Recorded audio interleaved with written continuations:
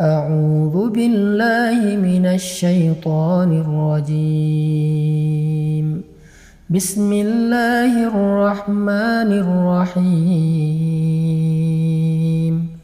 تبارك الذي بيده الملك وهو على كل شيء قدير.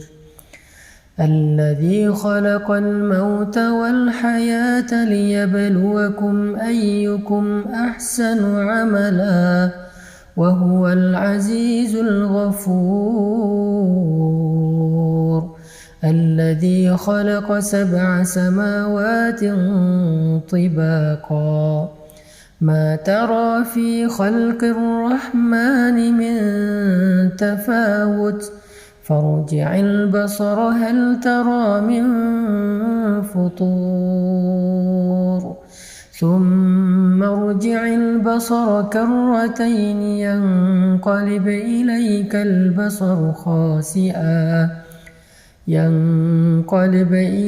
البصر خاسئا وهو حسير.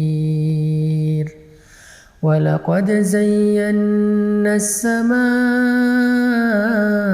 الدنيا بمصابيح وجعلناها رجوما للشياطين وأعتدنا لهم عذاب السعير. وللذين كفروا بربهم عذاب جهنم وبئس المصير. إذا ألقوا فيها سمعوا لها شهيقا وهي تفور تكاد تميز من الغيظ كلما ألقي فيها فوج سألهم خزنتها ألم يأتكم نذير. قالوا بلى قد جاءنا نذير فكذبنا وقلنا ما نزل الله من شيء إن أنتم إلا في ضلال كبير. وقالوا لو كنا نسمع أو نعقل ما كنا في أصحاب السعير فاعترفوا بذنبهم فسحقا لأصحاب السعير. إن الذين يخشون ربهم بالغيب لهم مغفرة وأجر كبير. وأسروا قولكم أو اجهروا به إنه عليم بذات الصدور. ألا يعلم من خلق وهو اللطيف الخبير. هو الذي جعل لكم الأرض ذلولا فامشوا في مناكبها وكلوا من رزقه وإليه النشور. أأمنتم من في السماء أن يخسف بكم الأرض فإذا هي تمور أم أمنتم من في السماء أن يرسل عليكم حاصبا فستعلمون كيف نذير. ولقد كذب الذين من قبلهم فكيف كان نكير. أولم يروا إلى الطير فوقهم صافات سماوات ويقبضن ما يمسكهن إلا الرحمن إنه بكل شيء بصير أمن هذا الذي هو جند لكم ينصركم من دون الرحمن إن الكافرون إلا في غرور أمن هذا الذي يرزقكم إن أمسك رزقه بل لجوا في عتو ونفور أفمن يمشي مكبا على وجهه أهدى أمن يمشي سويا على صراط مستقيم قل هو الذي أنشأكم وجعل لكم السمع والأبصار والأفئدة قليلا ما تشكرون قليلا ما تشكرون قليلا ما تشكرون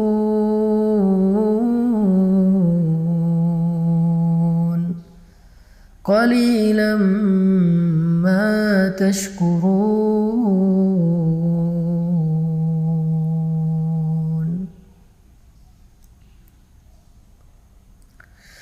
قل هو الذي أنشأكم وجعل لكم السمع والأبصار والأفئدة قليلا ما تشكرون قليلا ما تشكرون.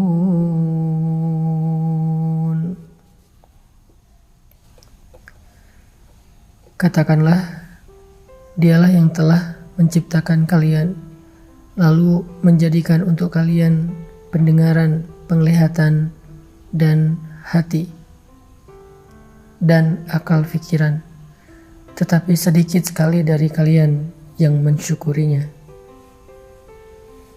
Ini ayat kita banget ya, karena kita juga sering ngerasa pendengaran kita belum dipakai untuk ibadah, penglihatan kita belum dipakai buat ibadah, dan pikiran kita juga masih jarang banget dipakai buat ibadah. Kita malah lebih sering memakai telinga dan pendengaran kita buat dosa. Kita sering menjadikan pandangan kita itu hanya melihat hal-hal yang dilarang oleh Allah. Dan pikiran kita sering lupa kepada Allah. Kita sering ingat hal-hal yang lain, kita ingat makhluk, kita terus ingat orang yang kita cintai, tapi kita sering lupa sama Allah. Itulah kenapa kita dikatakan qalilan ma tashkurun, sedikit sekali yang mampu kita syukuri dari nikmat-nikmat Allah. Ini salah satu renungan penting di surat Al-Mulk. Qalilan ma tashkurun, qalilan ma tashkurun. Qul huwallazi zara'akum fil ardi wa ilayhi tuhsyarun wa yaquluna mata hadzal wa'du in kuntum sadiqin. Qul innamal ilmu 'indallahi wa innama ana nadhirun mubin. فلما رأوه زلفة سيئت وجوه الذين كفروا وقيل هذا الذي كنتم به تدعون قل أرأيتم إن أهلكني الله ومن معي أو رحمنا فمن يجير الكافرين من عذاب أليم. هو الرحمن آمنا به وعليه توكلنا فستعلمون من هو في ضلال مبين قل أرأيتم إن أصبح ماؤكم غورا فمن يأتيكم بماء معين. Di ayat terakhir ini Allah nanya sama kita tentang kekuasaannya. Karena Allah pengen kita nggak ragu sama sekali tentang Allah itu maha kuasa. Allah itu bisa apa aja yang dia kehendaki. Sehingga harusnya kita berserah diri kepada Allah. Makanya Allah nanya di ayat terakhir, coba kalian sebutkan, kalau sumur kalian menjadi kering, kalau tanah kalian menjadi gersang, kalau sungai-sungai kalian nggak lagi mengalir, maka siapa yang mendatangkan untuk kalian air yang jernih? Siapa yang menurunkan hujan? Siapa yang menjadikan tanaman-tanaman kita bisa tersirami dengan air lalu tumbuh dan kita menikmati hasilnya? Siapa yang menjadikan sumur-sumur kita menjadi penuh? Allah Subhanahu wa Ta'ala, Maha Kuasa, memelihara kita. Itu Allah baru ngasih satu contoh, yaitu air ketika kita dalam musim kemarau yang panjang. Kalau dalam contoh ini aja kita yakin bahwa Allah Maha Kuasa, Allah lah yang selama ini ngasih kita rezeki, ngasih kita pemeliharaan. Terus kenapa kita nggak berserah diri aja sama Allah Subhanahu Wa Taala sehingga hati kita menjadi tenang? Kenapa kita nggak memperbaiki hubungan kita dengan Allah sehingga ketika kita butuh Allah, Allah akan membantu kita? Makanya Allah bertanya tentang surat Al-Mulk, surat tentang kekuasaan Allah. Allah nanya, kalau sumur kalian kering, siapa yang mendatangkan kalian air yang jernih? Itu adalah pertanyaan akidah yang kita hanya bisa menjawabnya dengan iman, bukan dengan lisan. Yakin gak kita yang mendatangkan air itu Allah? Yakin gak kita bahwa yang memelihara itu Allah? Yakin gak bahwa yang memberi rezeki itu Allah? Sehingga kita gak boleh merasa kecil hati, putus asa hanya gara-gara kita kehilangan seseorang yang berpengaruh bagi kita. Hanya gara-gara kita kehilangan seseorang yang kita berharap dia bisa bantu kita. Hanya gara-gara kita ditinggalkan oleh makhluk. La, masih ada Allah bersama kita. Sehingga kalimat Nabi, la tahzan, innallaha ma'ana. Jangan khawatir kalau kita lapar. Jangan khawatir kalau kita sedang gak punya rezeki. Karena Allah yang mendatangkan air hujan, maka Allah juga yang bisa mendatangkan rezeki untuk kita. Kita baca sekali lagi dengan renungan akhir dari ayat surat Al-Mulk. Qul ara'aytum in asbaha